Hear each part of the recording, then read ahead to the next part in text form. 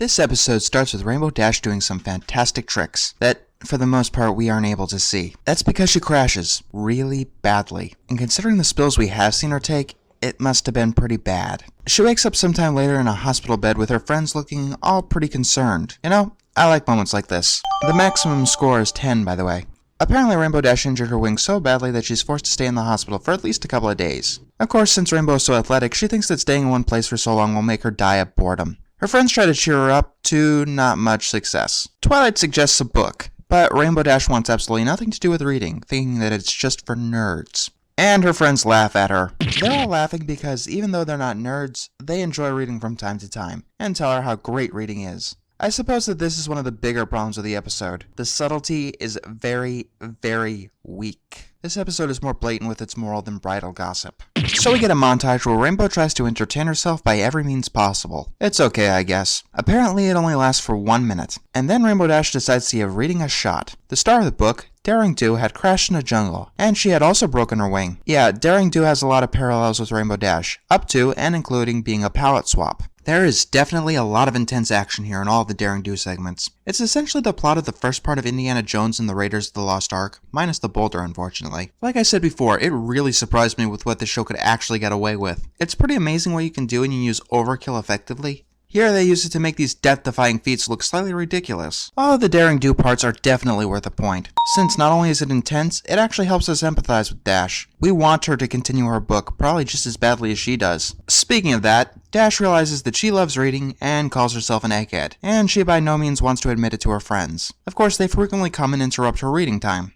First, it's Twilight and Fluttershy. They've brought Rainbow's favorite board game, which is some variant of Battleship. Yes, it's Rainbow's favorite, and it could be your favorite too for just $14.99 at any local Toyota. Hurry now and buy. And if you don't, you'll have to watch the movie. Rainbow Dash wants them to leave, so she purposely loses the game as quickly as possible. Twilight instantly gets suspicious because Rainbow Dash never loses, ever. Rainbow throws them off by attempting to, I have no idea. She says it's sleeping, but I've never seen sleeping like that. Yeah, I know she's faking it, but still. The next interruption comes when Daring Do comes across this creature, Awazodal, which is actually a real creature from Aztec mythology. That's pretty cool, but it comes off as more freaky when you give it the voice of Pinky. Pinky, Applejack, and Rarity are the next to interrupt. Applejack attempts to cheer Rainbow up with her new trick. She can talk without moving her lips.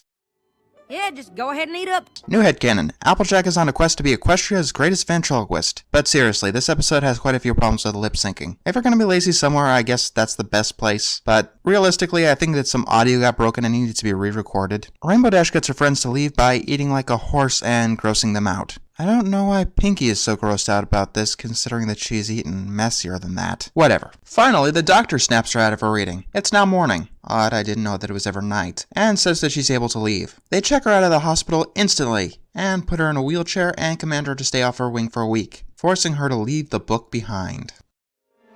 How will I ever find out what happens to Daring Do? Go to a library, maybe? Oh wait, Rainbow actually considers it. Except Twilight runs a library in town, and she's afraid to ask her about it since she called her an egghead before. Rainbow probably is afraid of an I told you so, and it does seem to be in character for her to not think things all the way through. There's no one around to tell her that her friends won't mock her, considering that they did laugh when she said she didn't want to read, so I won't complain here. Rainbow Dash tries to get back into the hospital by faking being sick, but that doesn't work when she totally blows it. Rainbow is almost as bad a liar as Applejack. I seriously don't know why people suggest that she should have been the element of honesty. She lies just as much. Later that night, Rainbow tries to break into the hospital by putting on a hoodie that covers everything except her rainbow tail. Oh yeah, this scene is a parallel to the Daring Do story. Of course, Daring Do didn't celebrate her victory the second she got her prize like Rainbow is doing here. Rainbow gets spotted by the patient who is sleeping in her bed, and that alerts the guards. Rainbow tries to fly over them, but her wing is still weak, and she loses the book in a pile of other ones. Rainbow ditches it and starts running through the town with guards on her tail, which ends up waking up all of her friends. And no one else. The chase scene finally ends in front of Twilight's library. With the spotlight on her, Rainbow admits that she's an egghead.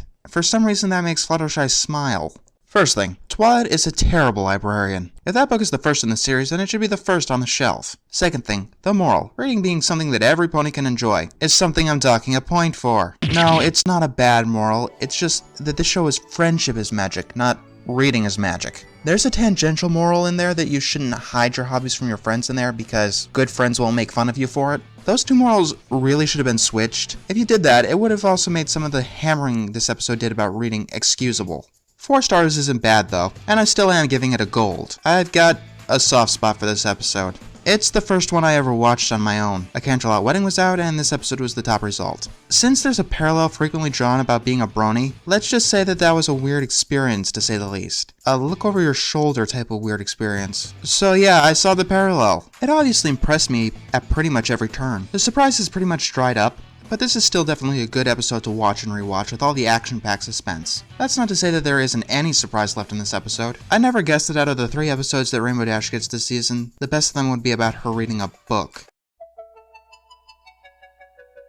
Butterfly in the sky, I can go twice as high. Take a look, it's in a book, a reading rainbow.